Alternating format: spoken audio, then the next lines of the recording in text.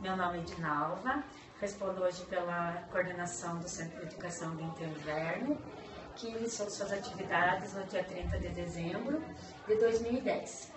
A comunidade aqui da Vila Nova esperava muito ansiosa por essa construção, por esse centro.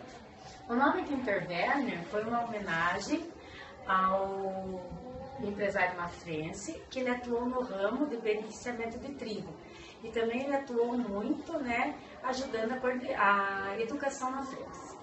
A escola iniciou as atividades com 180 crianças, matriculadas desde o berçário 1 até o Jardim 2, o nível Jardim 2. A sua estrutura consta com 2 salas de berçário 2, uma sala de berçário 1, salas para o maternal 1, 2 salas para o maternal 2, salas de jardim 1, banheiros, cozinha, lavanderia, uma sala de direção, uma de coordenação e uma secretaria na secretaria da escola. Hoje a escola atende 289 crianças, sendo de berçário 1 até jardim 2. Até o maternal 2, as nossas crianças são atendidas em período integral.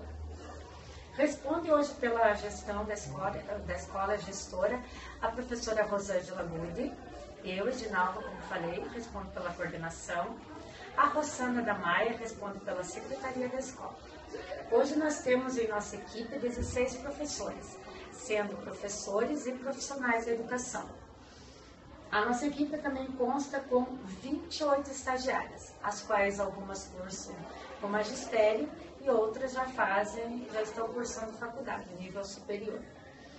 Temos 7 agentes operacionais atuando na cozinha e na limpeza da escola.